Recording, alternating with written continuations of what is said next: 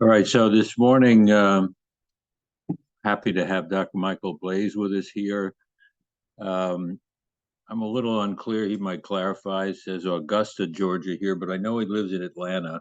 He was explaining that to me last night. I'm not sure I got the message, but the more important message is this is going to be a talk on sublingual immunotherapy, but I think also in comparison, I hope, with subcutaneous, what we've done for decades here, what I really view as the bread and butter of what we do as practicing allergists, and what's sort of unique to our specialty that most other physicians don't understand. This is really what makes the discipline of hypersensitivity allergy different from pretty much every other specialty, is what we call allergy shots, or no, allergy tablets.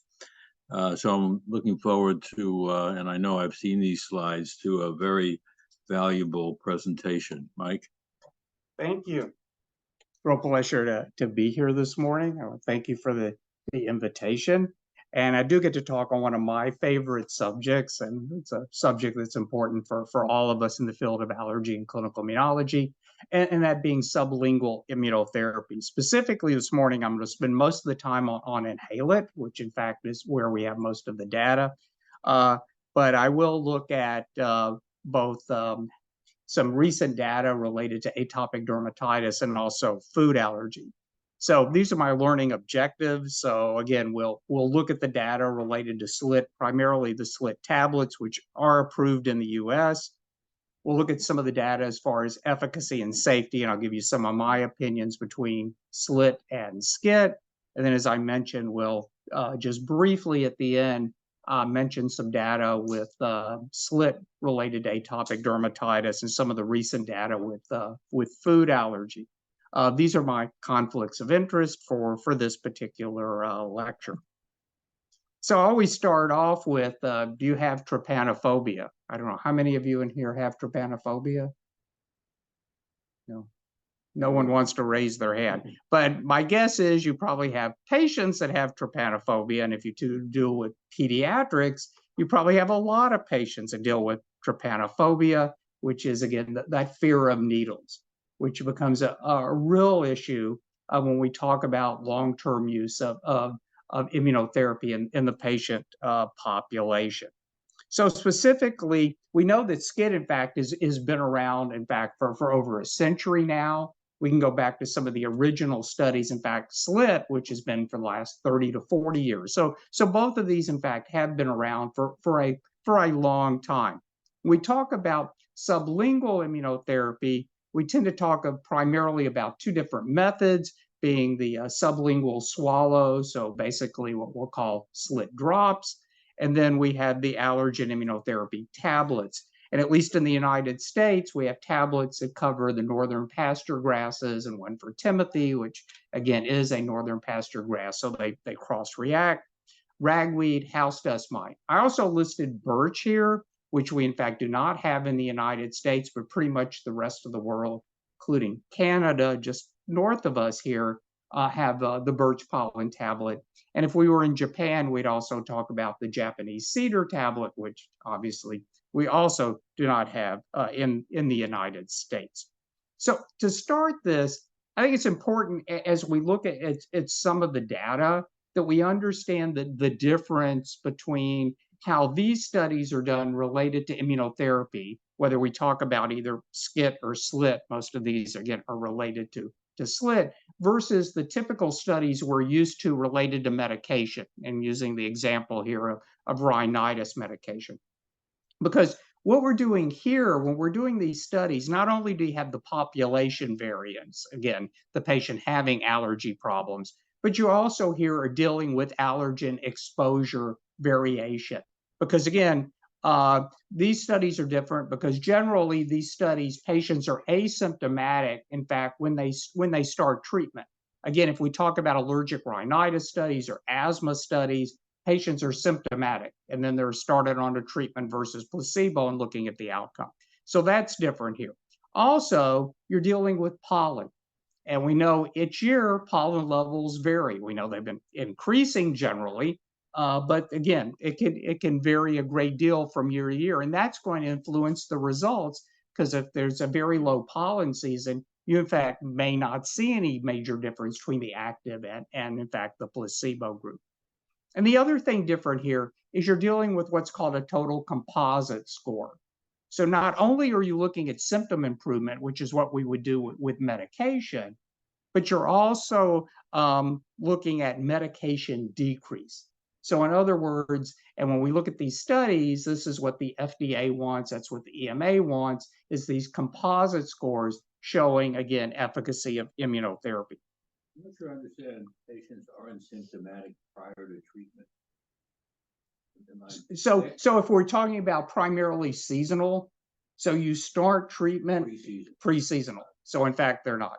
It's a little different, obviously, for dust mite, so for the perennial allergens, but typically when you're talking about the seasonal allergy treatments, it's pre-seasonal, co-seasonal. Okay.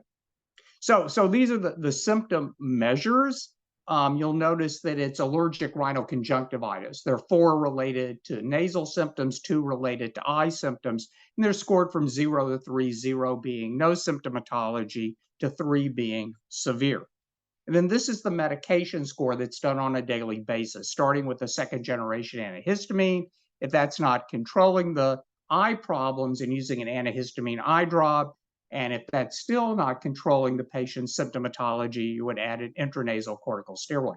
If you look at some of the original studies, they also used oral prednisone, but they stopped that in all the later studies because there weren't any patients using oral prednisone in the earlier studies. So these are the 2 that combine to make that total composite score. The other thing is, you have to realize that immunotherapy does not go through the pulmonary allergy division of the FDA.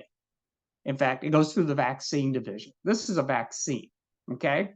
And therefore, the FDA requires a higher degree of efficacy than what we would require for a medication. And so that's why you're seeing these requirements that were set up by the FDA, looking at more than just a statistical significance of a p-value less than 0.05.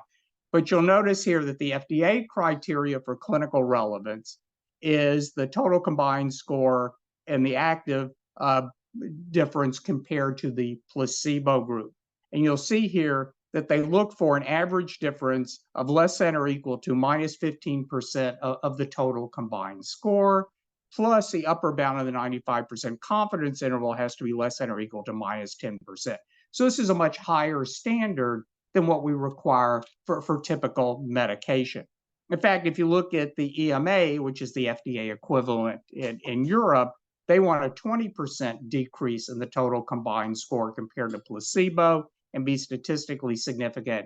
And the World Allergy Organization has stated in their papers that clinical relevance is also a 20% decrease in the total combined score. So however you measure it, these studies require a much higher level of efficacy than what we see in our typical medication studies. Okay, so first we'll start with sublingual swallow. And this is the only study done in the US, okay, and I think that's important, that met the FDA criteria for drop therapy, okay? So this was Kretikosa's study back in 2014 in Jackie, and this was a phase 3 study. These were patients with ragweed sensitivity. There were 429. These were all adult patients. They had an updosing of ragweed drop. Their total dose when they got up to the top maintenance dose was 50 micrograms of Ambay-1, and they looked at the total composite score. They looked at immune studies associated with immunotherapy, and obviously they looked at safety. So I just show you a few of the results from this particular study. But if we look at the entire season, you can see the total combined score. What we're looking at, though, is really the change from baseline. And you can see here, in fact, you can see the p-value. It met the criteria. There was a 43% improvement compared to placebo. And if we look at the peak ragweed season, again, we see equivalent types of numbers. Now, if you look at the immune studies, what we typically see with immunotherapy is we see that slow general increase of IgG4 over time. And in fact, if you look over here, you can see in the baseline to the end of the study, the A graph there showing the increase as far as ragweed IgG4 in this population that had the active treatment.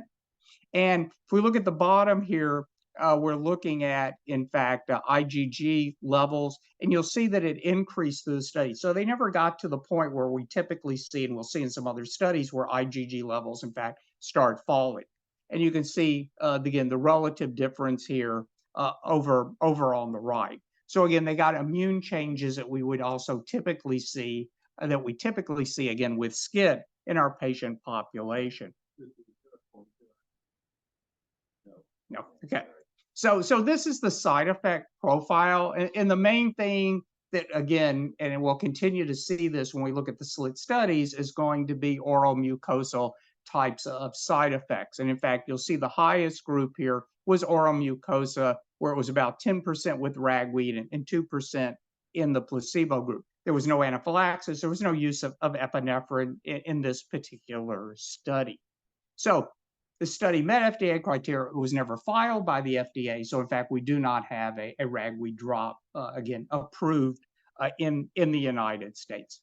So what's done in the United States, and I don't know how many doctors in this area do SLIT drops in a mixture form.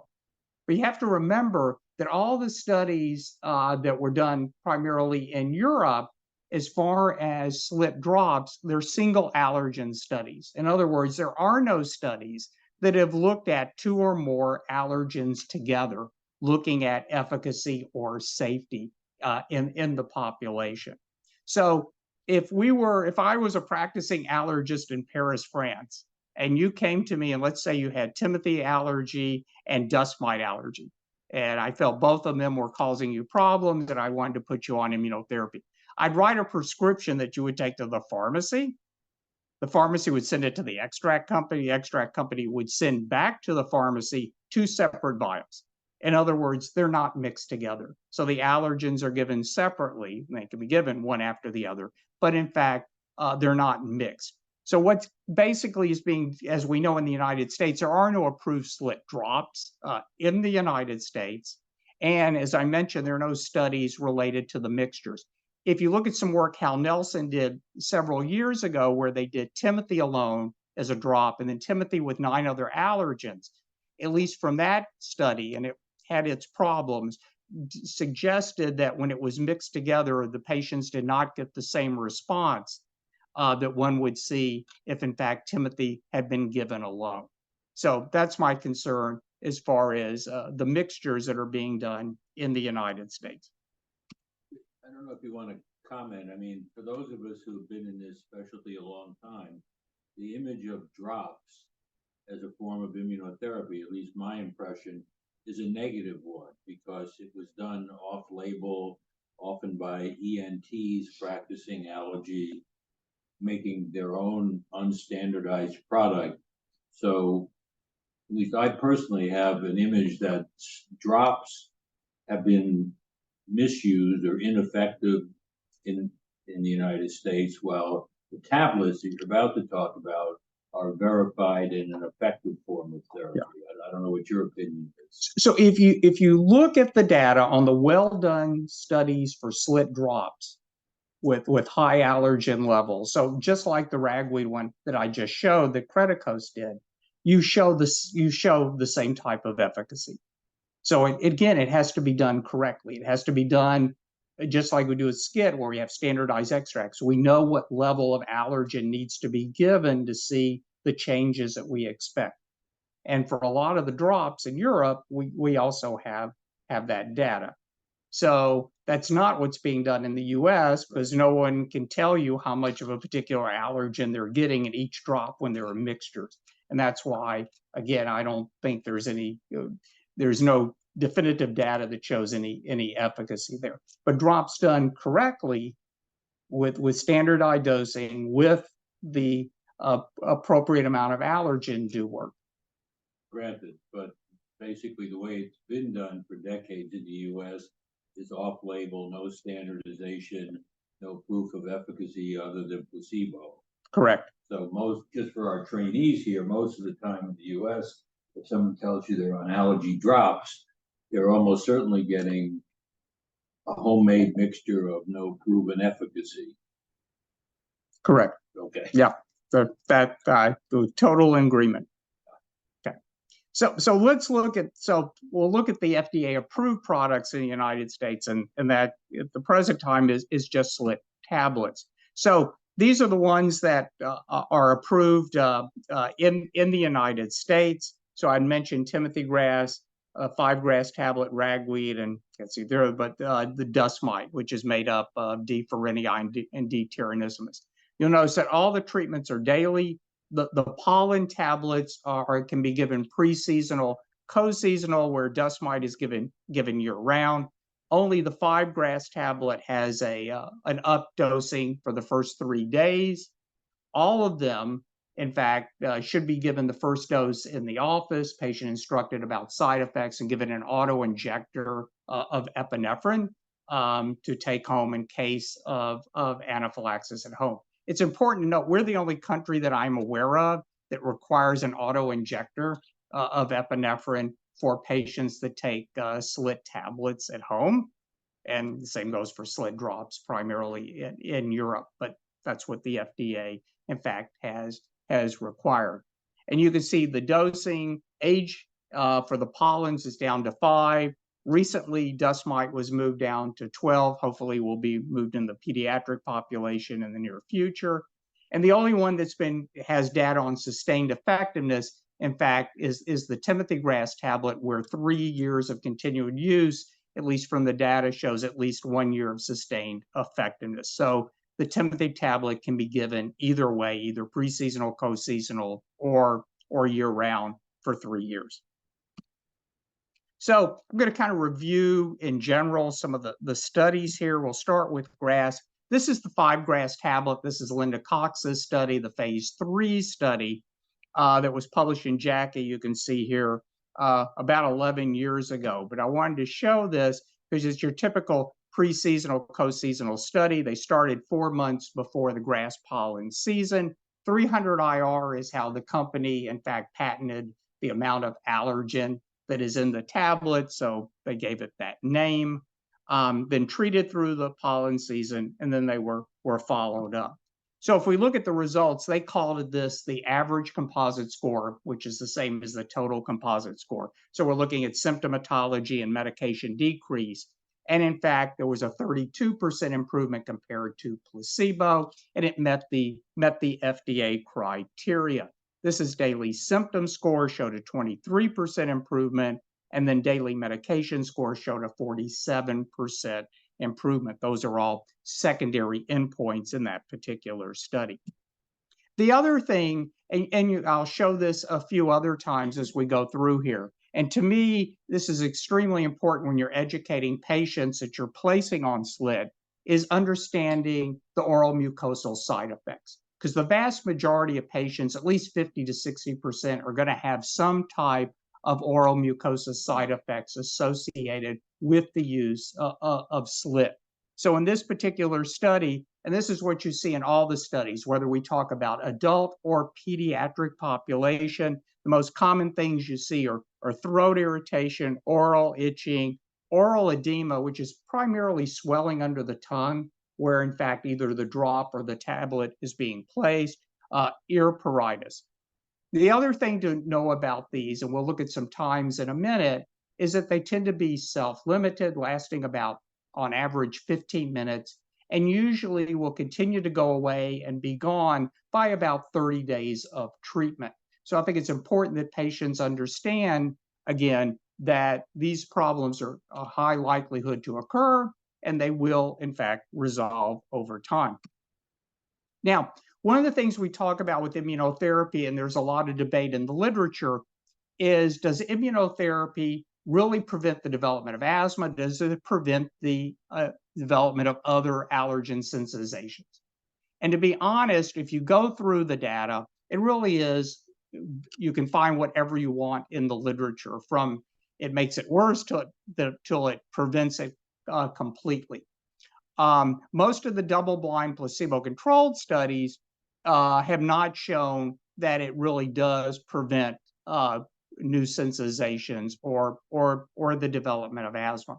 I will mention one study before I get here, though, that I think is interesting, and that was a proof of concept study done a few years ago in the UK, where they did oral immunotherapy. They called it SLIT, but this was to infants. So it was 5 months of age. There were 111 children with house dust mite. Now, obviously, they have house dust mite allergy at the age of 5 months, but to enroll in the study, they had to have 2 or more relatives that had significant allergies. So these were kids that were at a high risk. And they were able to show in this small study, which hasn't been repeated that I found in the literature, that in fact they did do better, that there was a less likelihood of developing new sensitizations, and also at the age of 6, they followed them longer, development of asthma, which may go back to some of the things we know about food allergy. The earlier you can do something to change the immune system, the more likely it's going to respond, which I want to show you this study, which is the GAP study. So this is probably the best study that's been done so far to look at, in fact, if SLIT would in fact prevent the development of asthma. So this was a European study, and they took children, and then what I want to point out here is 5 to 12. So they already had significant allergic rhinitis to grass, but they did not have a medical history of asthma or wheezing or use of any type of asthma medication within 2 years of the study. So what they did is they did 1 year where they observed that the child did in fact have symptomatology during the grass pollen season. Then they were randomized to either the Timothy grass tablet or placebo with continuous treatment for 3 years. And then they had 2-year follow-up off of treatment. Okay? So a long study, but the primary endpoint was the time of onset in days as far as development of asthma with their protocol-defined diagnosis, and I'll go over those in just a second. Several secondary endpoints were done looking at asthma symptomatology, looking at allergic rhinoconjunctivitis, looking at immune studies, and they also did a post hoc analysis, which I'm going to show you, that looked at the likelihood of experiencing asthma symptoms or need for asthma medication during treatment and also during the 2-year follow-up period. Okay, so this was the criteria they used for the diagnosis of asthma. And what you'll notice here, it was symptoms, plus they also had to demonstrate impairment in lung function and improvement. So they had to meet one of these criteria. So if you look at the first one, they had to have wheeze, cough, shortness of breath, and then show an improvement in their FEV1. Or if you see number 2, wheezing, and then giving them medication and showing that there was a clinical effect. And you can see the third one here is also related to spirometry. So what were the results in this particular study? So they did not make the primary endpoint. In other words, they were not able to show in this particular study that, in fact, it decreased as far as their pre-specified protocol criteria. And there are a couple of reasons here when you start going through the data. One is they had few subjects in this study that met this asthma diagnosis. So that was one problem. Number 2 is when they follow these patients, a lot of them had that symptomatology that met that run criteria, but then the symptomatology went away. So the question is, were in fact all those patients or those children in fact truly asthmatic? So those were some of the problems with the study. But they were able to show, and I'll show you the data, they were able to show the prevention of asthma symptomatology. So if we look over at the left, what you're seeing here is the improvement in the rhinoconjunctivitis. So you see the 3 years on treatment, year 4 and 5 off treatment. So you still see the improvement as far as rhinoconjunctivitis. And then if we look over here on the right, what we're looking at here is the proportion of subjects. This is only during the 2-year follow-up period. So this is all off of treatment. So you're comparing the group that got the Timothy grass tablet versus placebo. And you'll notice here And all of these categories, in fact, the symptoms in general were less in the group that in fact had the tablet. And if we look specifically at some of these symptoms, what you can see here is that for any asthma symptom, shortness of breath, chest tightness, and wheeze, in fact, there was a significant decrease, in fact, in those symptoms, the 2 years off of tablet compared to the placebo group. Only cough for more than 10 days, in fact, was not statistically significant. Okay. So I'm kind of going to digress just a little bit because I've decided. Sure. How does that compare with what we know about subcutaneous immunotherapy and prevention of asthma and/or new sensitization? Yeah. Because most U.S. allergists, myself included, still have the impression that subcutaneous is a more effective form of treatment. So if you look at the data, the one big study that was done in Europe, the PAT study, was open label. Okay. So even though it showed a difference, I think there's a big question because it's an open label study. So we don't have any study in SCIT that was as well done, and even this one had its problems, as I showed you, as far as asthma prevention. There's some smaller open label studies, but again, when you look at most of those, again, you get different answers. And the same goes for sensitization. So I don't think we have a definitive answer. I don't think we have the definitive study. And my concern is, which gets back to that infant study, is my feeling is you're going to have to do it a lot earlier while the immune system is still the plasticity of the immune system. And I think when you're starting to do these studies in the, as the child gets older, it may in fact be too late to prevent asthma or prevent desensitizations. It'll be interesting to see what happens with the study going on with omalizumab now. And in fact, will it prevent the development of asthma? So I think we'll just have to wait, but I don't think we have good definitive data that I can really tell a patient that this definitely, I'll say it may, is the word I use, because I don't think we have enough conclusive data to say for sure. It's interesting. Maybe my impression is wrong, but I think even though we may not have solid data, I think most U.S. allergists think that it's a well-defined fact that subcutaneous immunotherapy will prevent the development of asthma and new sensitization. So just accept that as a given. Yeah. I don't know where we got that notion if we really never studied it. I think that you can pull the studies you want out of the literature that'll show it. But I think if you do a full study, you'll find that there are just as many studies that show it doesn't. And again, most of the studies that I've seen, and most of the studies have been done in Europe, not in the US. That's where most of them have come from. A lot of it come from Italy, or the vast majority are open label. And I never know what to make of those. Okay. I will show you this study, which I thought was interesting. So we do have data that shows that you do need 3 years of immunotherapy, whether you talk about SCIT or SLIT, to have an effect long term. So this is an interesting study. You can see it was done by the Immune Tolerance Network. So it's done through both the US and primarily the UK here. That was published in JAMA, looking at the effect of 2 years of treatment, and then looking at allergen challenges in patients with moderate to severe seasonal allergic rhinitis. Now, I'm showing this for two reasons, because I think it also points out to help distinguish between SCIT and SLIT, which I'll explain in a minute. Okay, so this was a randomized, double-blind, three-way parallel group done at the Imperial College of London, 36 participants. So either they got sublingual immunotherapy with the tablet, the Timothy Grass tablets, so 15 micrograms of FIL-P5, or they got subcutaneous immunotherapy, or they got placebo. And at years 1 and 2, and also at year 3, they did a nasal challenge, and they looked at the total nasal symptom scores over from 0 to 10 hours after the challenge.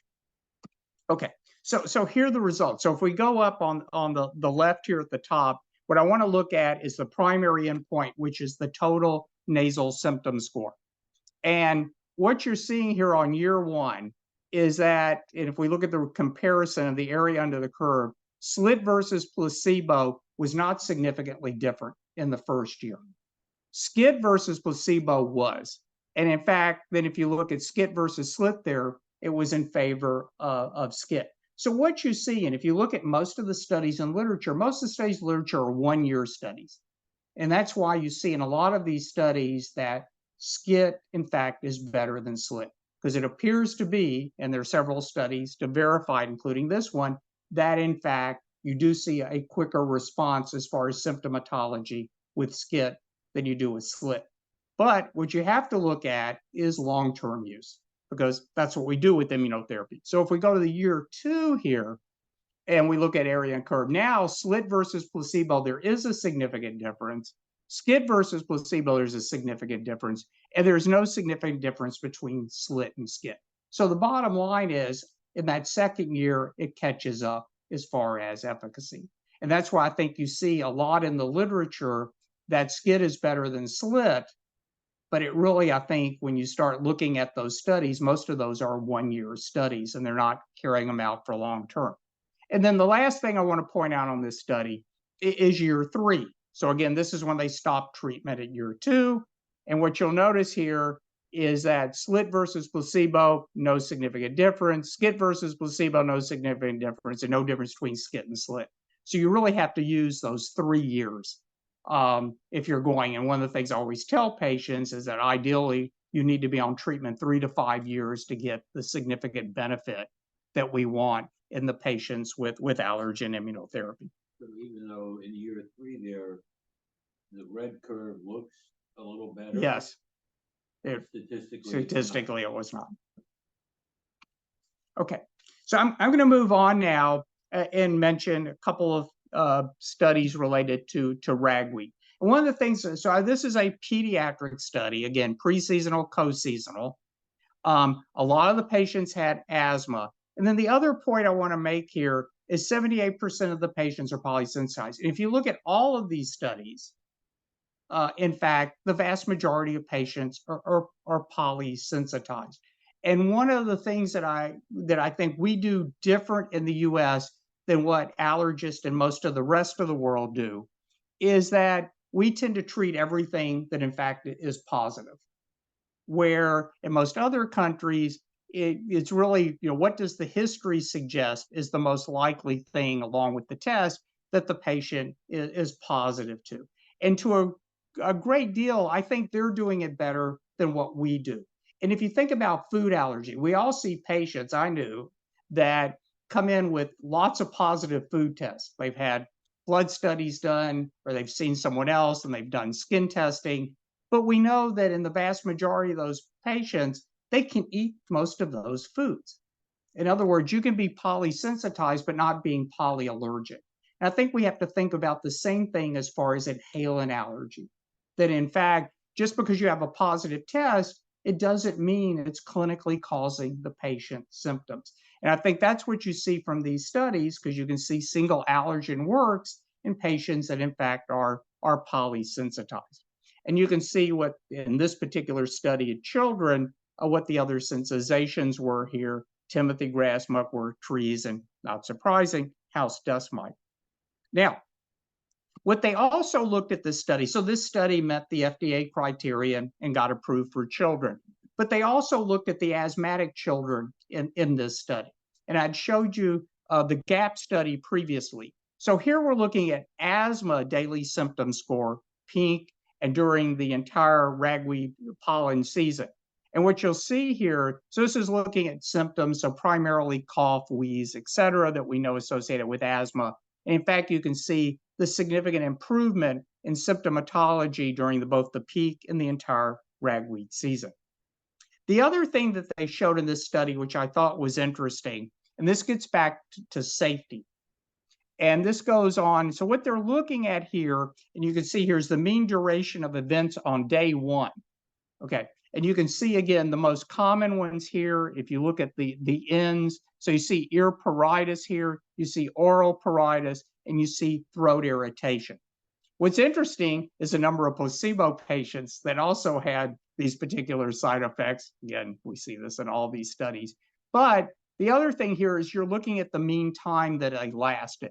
And what you can see here, it's really in about that 15-minute range. So when I'm talking again to patients, to realize that these are the most common things that occur, they usually last about 15 minutes, and then in fact, they tend to go away. Okay, now move on to house dust mite. And this I wanted to show, I didn't want to go through the same study, but again, it met the FDA criteria. But what was interesting, this was an analysis that Nolte did. And they looked at different groups, subgroups, to see if it made any difference as far as response to house dust mite. So what you can see here, there's no difference from age, there's no difference gender or race. It didn't matter whether they had asthma or not at baseline in the study. And then again, allergen sensitization, whether they were polysensitized or just allergic to dust mite, again, didn't make any difference as far as the efficacy of this particular study. Now, in Europe, but not in the United States, house dust mite tablet has an indication for allergic asthma related to house dust mite.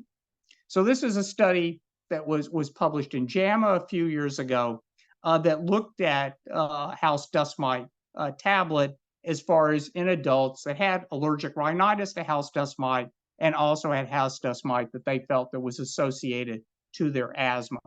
The criteria here is they had to have been not under good control with inhaled corticosteroids or combination therapy, and they were excluded if their FEV1 was below 70%, or they've been hospitalized within 3 months of randomization related to their asthma. Now, the way they looked at the efficacy here, they treated these patients for a year. I'll show you that in a second. And then they weaned their inhaled corticosteroids the first 3 months by 50%, the second 3 months by a total of 100% until they had an exacerbation. Okay, so you have the screening period, the treatment for basically 12 months, and then period 3 is the steroid reduction period over that 6-month period of time. All right, so here are the results. We're looking at here the probability of the first moderate or severe, so it's combined here, asthma exacerbation. So if you just look at 90 days here, where they ended up the 50%, you can see here, in fact, 25% of the placebo had an exacerbation. It was about 15% in the group with house dust mite. They used 2 different doses. 12 is what we have in the US, 6 is a lower dose. And you can see that continued out through the 180 days. And if you look at some of their secondary endpoints in this particular study, where they looked at risk reduction, it dropped nocturnal awakenings or daily symptoms 36%, 42% risk reduction in lung function, 51% in severe asthma exacerbation. So if you just separate severe, where they either got a steroid burst or hospitalization, it didn't quite make statistical significance, okay? But it was 51% different compared to placebo. And then there was significant difference as far as reduction in the need for short-acting beta agonists. And then the last tablet I want to mention, which is not approved in the United States, which I wish was approved in the United States, and that is the birch tablet. And the I don't think so at this point in time. That's a decision of the company. Yep. Okay. So pretty much the rest of the world, Europe, Canada, but not in the US. And what I want to show you is this study by Nolte that looked at the birch tablet. You'll notice they called it tree pollen, but it is completely birch pollen. Okay. During the the tree season, but specifically looking at oak pollen. So we know that birch cross reacts with hazel and with alder. And there's at least some data that shows partial cross reactivity with oak. So at least where I live in the southeastern part of the US, the major tree that causes symptomatology where I am, in fact, is oak. We have a little birch, but it's primarily oak. So the question here was, in fact, could you get control of patients with oak allergy with this particular tablet? Is there enough cross-reactivity? Okay, all right. So here are the results of the study. So we're looking at a total tree season during the spring. The colors here, you can see the red is hazel and the blue is alder. We have, again, very high levels of birch. And the end of the season, in fact, is when you start seeing oak pollinate. So we're looking at the daily average total combined score. And what you can see here, in fact, is the group that got the tree SLIT tablet, which again, I said is 100% birch pollen compared to the placebo group. And in fact, that was statistically significant. And in fact, if we look over at the left and we look at just the oak pollen season, which we're seeing in the figures in A, you can see here for total combined score, in fact, there was a significant improvement as far as oak in the symptomatology and medication. And you can see for daily symptom score, daily medication score. And this is for the total pollen season, so including all 4 of the tree pollens. And again, you can see the total combined score. Now, what I thought was also interesting in this study is they looked immunologically. So in other words, could you see the changes related to oak immunologically that we see with immunotherapy? So if you look first at birch, you see the increase in IgE, and then we see it starting to decrease over time. And below that is IgG4 showing its increase. So that's what we would expect. But if we look over here at oak, you see the same type of thing. You see the IgE level increasing in the first few months and then slowly decreasing over time. And we see the same type of thing as far as increase in IgG4, maybe not to the same levels, but in fact, that was statistically significant. So we're also seeing immunologic changes with oak. So it appears that this tablet has efficacy, again, much more than just birch, but for also other important trees that we have in the US. Okay, so I got this from Hal Nelson. It's a little old. Trying to find out some way, how do we kind of, summarize, basically what's in the literature, in fact, which is better, And so he talks about, again, this was over 10 years ago. So some of it is a little bit out of date, but I think general trend here is the same. And the clinical efficacy remains to be defined. I think when we have better studies now where, especially with both SCIT and SLIT, that we have doses that we know show efficacy. When you look at the limited head-to-head studies at that time, and even the ones now, most of them are 1-year studies and generally have shown SCIT to be more efficacious, which goes back to that other study that I showed you. They talk about SLIT has a high incidence of local symptoms, as we mentioned, but they usually don't persist beyond the first few weeks. And systemic reactions can occur with SLIT, but much less frequent with SCIT. And to date, and that includes now, there have been no deaths reported worldwide as far as SLIT, either by drop or tablet, causing death related to anaphylaxis. So this is one of the newer studies I could find that looked at the efficacy of subcutaneous and sublingual immunotherapy for house dust mite allergy. So again, it's both direct and indirect meta-analysis. I have problems with indirect, but I thought I'd go on and show this. They looked at 26 double-blind randomized controlled trials for symptom score and 18 for medication score. Okay, so let me kind of point this out. This is looking at symptoms. So the first thing I want you to notice here, all 3 of these agents did show from their data significant improvement over placebo. You'll notice there are a lot of SLIT drops, primarily from Europe and Asia. Those are all single allergen. Most of these are all 1-year studies. The SLIT tablet studies are all 1-year studies. And then we have a few SCIT. So when you really go back and look at for good double-blind placebo-controlled studies related to SCIT, most of them that have been done, in fact, have been grass, but there have only been a few, in fact, that have been done for dust mite, which may explain, again, some of the variation that we see. So nevertheless, you see all 3, maybe a little bit better with SCIT here, but we don't have the same number of studies, and there is one big outlier there. Yeah. Am I reading this correctly, that a lot of the SLIT studies in the first two segments up there are really no better than zero? They're really on the line, just showing. Or just over to the side. What you showed before, that 1 year of SLIT is really not enough to affect anything. And I think that's what you're seeing in most of these studies, which is why I wanted to bring that out. And that's basically what you're seeing here. And you see the same thing with the medication scores, that again, all three do show or meet significance, but maybe it'll get a little bit better as far as SCIT. And then if you look at this network meta-analysis they did, which is both, again, an indirect and a direct comparison, what you see is, if you look at symptom score here up at the top, what you see here is drop, tablet, and SCIT all better than placebo, so they all work.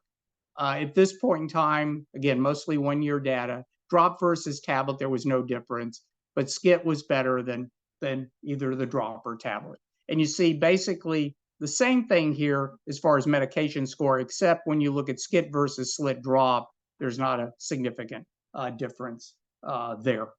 So the point being, again, and this is where I think, so at least in that first year, again, there's probably is better improvement with SCIT. After the first year, they seem to be, again, fairly equal. Okay, so it really gets back to this. And this is a paper I did with one of the fellows at Augusta. And that was dealing with, we were talking about pediatric SLIT and SCIT, but the importance of shared decision-making. One of the things I didn't talk about in this study, and any of these studies, is adherence. And to be honest, adherence for both SCIT and SLIT is poor. We all know that, okay? And that's why I think shared decision-making here is so very important, because the data does show with shared decision-making that patients that in fact take a role, or in this case, if we're talking about children, parents or caregivers take a role, adherence rate is higher. So I think what we're not doing in the US is doing a lot of shared decision-making related to immunotherapy with the patient population. So we put together here is kind of a chart to help guide what needs to be covered so that the patient can make an informed decision, because we need to know what their values, what their preferences are. I mean, are they going to go to the office on a weekly basis to get an injection, or will they take a tablet at home? You know, some prefer one over the other. So the time commitment, how it's administered, we talked about trypanophobia, side effects they need to know about, what allergens are available that can be treated. The FDA approval obviously is important. Cost is extremely important. And then what are the long-term benefits? So I think these are the things that we should be going over with all our patients and having them have a say-so as far as what type of immunotherapy is given to the patient. Okay, and the last couple of things, I have a few more minutes, I wanted to cover is what's the data on SLIT related to atopic dermatitis, and then I'll mention food allergy at the end. And again, if you go through the literature on SLIT, and for that matter, SCIT for atopic dermatitis, you find some studies that show it's efficacious, you find some studies that it makes their skin worse. So do we really have the answer? The answer is we don't really have it yet. But this was one of the better studies I've seen done recently, and it was published last year in JACI in Practice. And this particular study, again, was double-blind, placebo-controlled, had a fair number of patients, 91. They had to have a SCORAD, which you remember SCORAD is looking at things like sleepiness and itching, also looks at the amount of area that's covered with eczema and also the intensity of the eczema. Okay, so it's a combination of both. The higher the score, the more severe skin disease. They had to have a score of at least 15. In this study, they had a 49. So they had moderate to severe disease. And they had to have a positive skin test or blood to D-terronismus. So the primary endpoint was a 15-point decrease in the SCORAD score, but they also looked at decreases in SCORAD. They used the EASY score. They used the investigator's global assessment. did a quality of life, and they continued whatever their background treatment was. So whatever else they had already been on, some of these patients were on cyclosporin. So whatever else they were on, they continued. They just added either placebo or dust mite. In this case, it was dust mite drop, again, single allergen. All right, the primary endpoint failed. The primary endpoint was a 15-point drop. 75% on the dust mite drop showed a 15-point drop. 50% on placebo did. So it was not statistically significant, though there was a higher in the group. If we look here, this is looking at the change from baseline again, and the endpoint here was looking at 18 months. And you'll notice, in fact, this was statistically significant if we look at this particular. So this was one of the secondary endpoints. Another secondary endpoint, they looked at the investigator's global assessment 0-1. So 0 is completely clear skin, 1 is almost clear skin, going up to 4. 4 is very severe skin. Okay, so that's the criteria here. So you can see the baseline, a small number that were in the study had 0-1, and you can see at 18 months, in fact, that was a statistical difference, that in fact the group that was on house dust mite, in fact, showed a significant number as far as an increase in 0 and 1. So clear or almost clear skin. If we look at 0-1 and a reduction of 2 points in that 4-point scale, it was higher in the house dust mite SLIT, but it was not statistically significant. So this is one of the better studies I've seen, so at least suggests there probably is some data maybe that this does have a role, not only obviously in allergic rhinoconjunctivitis, but maybe in patients with atopic dermatitis. Side effect profile was very good. The bottom line is, if you look here, one of the things that interests me the most was atopic dermatitis aggravated, because we've seen that in some of the studies with immunotherapy. But it was only 1 in the house dust mite group, and it was 5, in fact, in the placebo group. And there was no use of epinephrine in this particular study. And then the last one I want to mention, which has been getting a lot of press recently, is SLIT for food allergy. Obviously, what we've mostly been doing, again, is oral immunotherapy. So if you go back, this was a paper I found from Immunotherapy 2020. These were randomized trials. In fact, the first one was 2005 with hazelnut. But you'll notice the most recent, in fact, have been with peanut, with different numbers and different levels of tolerance to develop. So I'll show you this study. You'll notice Kim was the first author in 2 of these studies out of North Carolina, and also, can't see the name here, was the author of this study that in fact was published in February in JACI this year, which was an open label study looking at the efficacy, safety, and durability of SLIT for peanut in peanut allergic children. So they had to go through a challenge to prove that in fact they did have peanut sensitivity. They were between 1 to 11 years of age, and they were treated for 48 months with 4 milligrams of SLIT peanut daily for that 48-month period. Then they went through another challenge to look at desensitization, and they increased the dose up to 5,000 milligrams of peanut. And this was a double-blind, placebo-controlled challenge. This how much is in 1 peanut? So about 300 milligrams is in a peanut kernel. So the treatment dose was trivial compared to a full peanut. 4 milligrams? No. Oh, 4 milligrams was how much SLIT was given. The challenge went up to 5,000 milligrams. So numerous peanuts. The treatment dose was small. Oh, yeah, the treatment dose was small. Yeah. Okay. Yes. Okay. So here's what they were able to show over the 4-year period. Again, that's a long time, obviously, but you can see the vast majority, in fact, could tolerate up to the 5,000 total dose. And you'll notice the number at 2,900, 1,600. Those were those successful cumulative dose. Now, so if you look at the results here, and I'm just kind of summarizing them quickly, they started out after the challenge, their mean dose was 48 milligrams that they could tolerate.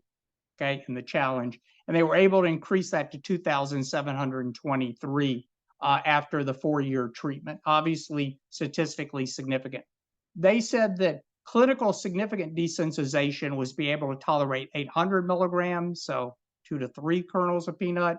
That was 70% of the children, and 36% did get up to the 5,000 milligrams. Most common side effect here was pharyngeal itching, but there was no use of epinephrine during this particular study. But there's no placebo. Yes, there was. No, not this one. Not this one. So, I mean, natural desensitization Could have occurred. So, which gets me to this, that it was just online about 10 days ago. So I had to add this slide. Okay, so this answers that question to a certain degree. So this is online now, hasn't been published. Again, Kim's group, this is a small study where it is double-blind, placebo-controlled. Okay, so what they did here is they had, you'll notice it's a small study. These were 50 peanut allergic children between 1 and 4 years of age. They had to have a positive skin test, positive blood, and you'll notice reacting to less than 1,000 milligrams of peanut. Now, that's still a pretty high dose. In other words, if you look at the studies with oral immunotherapy, usually to be in the study, they have to react to much lower doses than that. Okay, so these children weren't as quote unquote necessarily as sensitive. So I think you have to keep that in mind in this particular study. Okay, so half got placebo, SLIT, half got peanut. It was the same 4 milligram dose.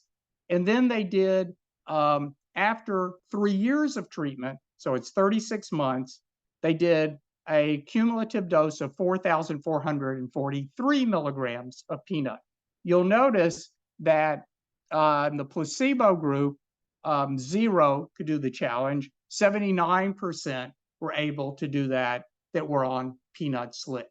Then they stopped peanut SLIT for 3 months, and then they did another challenge. And you'll notice at this point, 63% still had tolerance versus, again, 0 in the placebo group. Now, the other thing that I thought was interesting, the study, but there are not enough children, so it wasn't powered, but it gets back to something I mentioned before. The group that had the most success were the children between 1 and 2. And the older children had less success, which again gets back to earlier treatment seems to make the most sense here, which again makes sense to me too. So it's interesting. The question is, again, is this something we'll eventually use? I guess time will answer that question. Again, there was no anaphylaxis here. There was no use of epinephrine in this particular study either. So I think it's interesting, and go back and look at the paper. In fact, this paper was just done we did it at Emory Journal Club about a week or so ago. Okay, so in conclusion, the good news is we do have approved SLIT tablets in the US, and as I mentioned, we don't have approval for any SLIT drops, and especially mixtures in the US. Most of the side effects we see with SLIT, whether we talk about drop or tablet, are local and transient. I don't think there's any doubt that both of these products are efficacious, whether they talk about SCIT or SLIT. Did mention that SCIT may be somewhat better in the first year, but in general, I think to get the best success for the patient, it's going to be shared decision making, because if they don't use the treatment, it's not going to work no matter which one we put them on. And I do think these studies with atopic dermatitis, food allergy are interesting. Obviously, we need more. Hopefully, we'll see those. But to me, it's really interesting to see those results coming out. So I'm going to stop there, and happy to answer any questions or anybody's comments. The one thing that strikes me, you would think if you gave people the option, you don't have to come in for injections, just take a pill to treat your disease, you'd have good compliance. But my understanding is that it's about 25% of people stick with it, which I guess is just a statement of human nature. I don't think there's any better answer, but very disappointing, you would think. If you had disease that was quite burdensome, that you went to a specialist and he gave you this treatment that 75% don't continue. Yeah, you know, you see it in every disease state. In fact, when you look at adherence and you look at studies even with pain, the amount of non-adherence even in patients that are saying pain and taking their treatment. So it's just, you know, something that we see. Patients do not like to take things daily. And that's why I think it gets back to the importance of shared decision making. So at least if they understand it and what they're to expect, and you know, what do they feel that they are more likely to be able to do, that's why I think studies with shared decision making show better adherence. So that's why I think that's what should be decided. I think both treatments are efficacious, but let the patient help make a decision on which one they would prefer to do. Any other questions in the room? One other thing that strikes me as interesting is how these things are practiced in Japan, Europe, and the US. My understanding is about 5% of immunotherapy in the US is SLIT. Europe's about 50-50, and Japan's about 95% SLIT. Are those numbers about correct? Yeah, in Europe, it's becoming more SLIT than SCIT. It depends which country. And Canada is a much bigger user of SLIT than we are in the United States. Probably has to do with payment systems. Yeah, there's not the economic incentive in most cases. It's similar point, you know, the polysensitization versus monosensitization. Do you see this going in, like, you know, I know there isn't evidence, but you know, using dust mites and grass as being studied in the US, and that's something to try, because you know, so many patients are polysensitized, but we tend to stick to, you know, the single. Repeat her question Okay. for the outside. So it has to do with, again, doing both in the patient. So if you've got a patient that, again, that it suggests that they're having symptoms year round, but they get worse, say in the spring, then I think it does make sense, in fact, to treat both allergens. And though there isn't, so there's not, I guess, studies showing, again, there's studies, again, giving the drops separately. If you're doing drops, again, that you would see benefit. As far as the tablet, there's not a problem, you know, to do more than one tablet at a time. And Nolte's published a paper, you know, showing kind of what they had done to start, you know, one tablet, then starting the next tablet a month later, you know, one in the morning, one in the evening, and then eventually one just right after the other. So I think in that type of case, there's not a difficulty. Again, I think it's important that we use the history to determine what should, in other words, the tests are just confirmative, okay? What really matters is the history and what the patient appears to be having at the time of year that they're having sensitivity. Isn't there a combined tablet in Japan? I thought there was a one tablet with two antigens. Not that I'm aware of. There may be, but not that I'm aware of. Anybody from the company know that?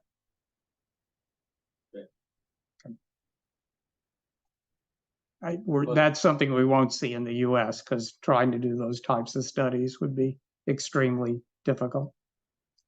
Well, thank you. Very thorough, excellent Thank presentation. you. Appreciate it.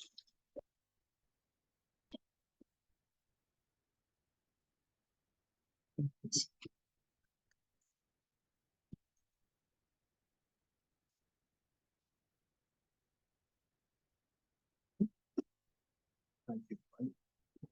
Normally the one at 10:20, so I'm gonna try to catch it. They're gonna take it. We're all going to the airport. Everyone has flights. So the company, yeah. Thank you. You're welcome. Did you grab everything? Yeah, and I got mine.